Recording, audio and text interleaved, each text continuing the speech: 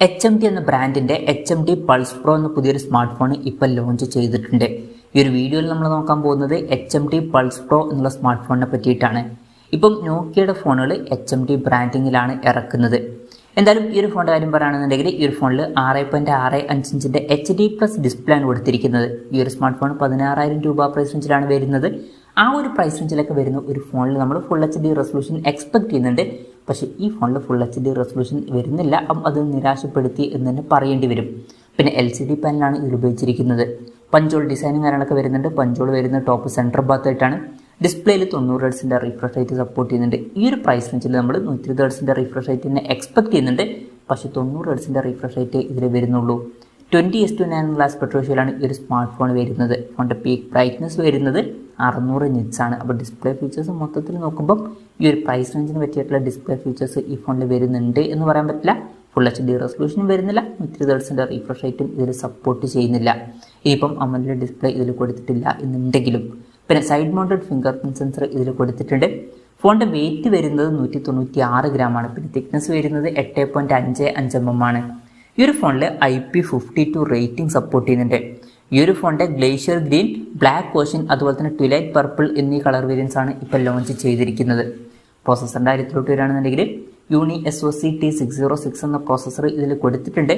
16,000 രൂപ പ്രൈസ് റേഞ്ചിൽ ഈ ഒരു പ്രോസസ്സർ എങ്ങനെയുണ്ടെന്ന് വെച്ചാൽ ഈ ഒരു പ്രൈസ് റേഞ്ചിന് പറ്റിയിട്ടുള്ള ഒരു പ്രോസസ്സർ അല്ല ഈ ഒരു പ്രോസസ്സർ.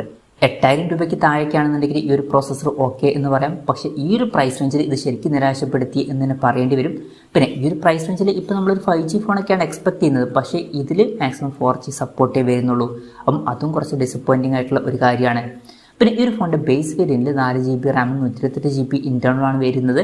6GB റാമും 128GB ഇൻറ്റേർണലുമായിട്ട് വരുന്ന വെർഷൻ, 8GB റാമും 128GB ഇൻറ്റേർണലുമായിട്ട് വരുന്ന ഒരു വെർഷനും ഇതിൽ വരുന്നുണ്ട്. മെമ്മറി എക്സ്പാൻഡ് ചെയ്യണമെന്നുണ്ടെങ്കിൽ മെമ്മറി കാർഡ് സ്ലോട്ടും കാര്യങ്ങളൊക്കെ ഇതിൽ കൊടുത്തിട്ടുണ്ട്. NFC എന്നുള്ള ഫീച്ചർ സപ്പോർട്ട് ചെയ്യുന്നുണ്ട്. അത് നല്ലൊരു കാര്യം തന്നെയാണ്. 3.5mm ഓഡിയോ ജാക്ക് ഈ ഫോണിൽ വരുന്നുണ്ട്. Android 14 ബേസ് ആയിട്ടുള്ള സോഫ്റ്റ്വെയർ ആണ് ഇതിൽ വരുന്നത്. ഇതിൽ സ്റ്റോക്ക് ആൻഡ്രോയിഡ് സോഫ്റ്റ്വെയറും കാര്യങ്ങളൊക്കെ നമുക്ക് ലഭിക്കുന്നതായിരിക്കും. 2 കൊല്ലത്തെ OS അപ്ഡേറ്റും കാര്യങ്ങളൊക്കെ ഈ ഫോണിൽ ലഭിക്കും. പിന്നെ ക്യാമറയുടെ കാര്യം പറയുകയാണെന്നുണ്ടെങ്കിൽ ഫോണിൻ്റെ പിന്നിൽ ഡ്യുവൽ ക്യാമറ സെറ്റപ്പാണ് കൊടുത്തിരിക്കുന്നത്. 50 മെഗാപിക്സൽ മെയിൻ ക്യാമറ സെൻസർ ഈ ഫോണിൽ വരുന്നുണ്ട്. 2 മെഗാപിക്സൽ ഒരു ഡെപ്ത് സെൻസറും വരുന്നുണ്ട്.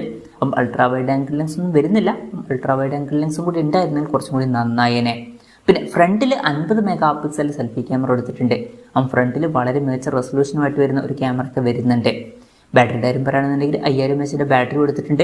20 വാട്ടിൻ്റെ ഫാസ്റ്റ് ചാർജ് സപ്പോർട്ട് ചെയ്യുന്നുണ്ട്. Type-C ചാർജിംഗ് പോർട്ടും ഇതിൽ കൊടുത്തിട്ടുണ്ട്. അപ്പോൾ തരക്കേടില്ലാത്ത ഒരു ബാറ്ററി സെറ്റപ്പ് വരുന്നുണ്ട് എന്ന് പറയാവുന്നതാണ്. അപ്പം ഇതൊക്കെയാണ് ഫീച്ചേഴ്സിനെ പറ്റി പറയാനുള്ള കാര്യങ്ങൾ. പിന്നെ ഈ ഒരു സ്മാർട്ട് ഫോൺ ഇപ്പം ഇന്ത്യൻ മാർക്കറ്റിൽ ലോഞ്ച് ചെയ്തിട്ടില്ല. ഇപ്പോൾ യൂറോപ്യൻ കൺട്രീസിലേക്കാണ് ഈ ഫോൺ ലോഞ്ച് ചെയ്തിരിക്കുന്നത്. യൂറോപ്യൻ കൺട്രീസിൽ ഈ ഫോൺ 180 യൂറോസ് എന്ന പ്രൈസിങ്ങിലാണ് ലോഞ്ച് ചെയ്തിട്ടുള്ളത്. അതായത് 16,000 രൂപ പ്രൈസ് റേഞ്ചിൽ. ആ ഒരു പ്രൈസ് റേഞ്ചിൽ ഈ പറഞ്ഞിട്ടുള്ള ഫീച്ചേഴ്സ് എങ്ങനെയുണ്ടെന്ന് വെച്ചാൽ അത്ര മികച്ച ഫീച്ചേഴ്സ് എന്ന് പറയാൻ പറ്റില്ല. 50 മെഗാപിക്സൽ സെൽഫി ക്യാമറ ഒക്കെ വരുന്നുണ്ട്. പക്ഷേ ഈ ഒരു പ്രൈസ് റേഞ്ചിന് പറ്റിയിട്ടുള്ള ഡിസ്പ്ലേ ഫീച്ചേഴ്സോ അല്ലെങ്കിൽ ഈ ഒരു പ്രൈസ് റേഞ്ചിന് പറ്റിയിട്ടുള്ള പ്രോസസ്സറോ ഒന്നും തന്നെ ഇതിൽ കൊടുത്തിട്ടില്ല. അപ്പം 50 മെഗാപിക്സൽ സെൽഫി ക്യാമറ വരുന്നുണ്ടെങ്കിലും മൊത്തത്തിൽ നോക്കുമ്പോൾ ഈ ഒരു പ്രൈസ് റേഞ്ചിൽ അത്ര മികച്ചൊരു ഫോൺ എന്ന് പറയാൻ പറ്റില്ല. ജസ്റ്റ് ബിലോ ആവറേജ് ആയിട്ടുള്ള ഒരു ഫോൺ എന്നേ പറയാൻ പറ്റുള്ളൂ. ഇന്ത്യൻ മാർക്കറ്റിൽ ഈ ഫോൺ ലോഞ്ച് ചെയ്യുന്ന വെച്ചാൽ ചിലപ്പം ഈ ഫോൺ ഇന്ത്യൻ മാർക്കറ്റിൽ ലോഞ്ച് ചെയ്തേക്കാം. പക്ഷേ അതിനെ പറ്റിയിട്ടുള്ള കൺഫർമേഷൻസ് ഒന്നും ഇപ്പം പുറത്ത് വന്നിട്ടില്ല. അതിനെപ്പറ്റിയിട്ടുള്ള ന്യൂസുകളൊക്കെ വരികയാണെന്നുണ്ടെങ്കിൽ അതിനെപ്പറ്റിയിട്ടുള്ള വീഡിയോസൊക്കെ നമ്മൾ ചെയ്യുന്നതായിരിക്കും. അപ്പം അതുപോലുള്ള വീഡിയോസ് കാണാൻ താല്പര്യമുണ്ടെന്നുണ്ടെങ്കിൽ ഈ ചാനൽ സബ്സ്ക്രൈബ് ചെയ്യാവുന്നതാണ്.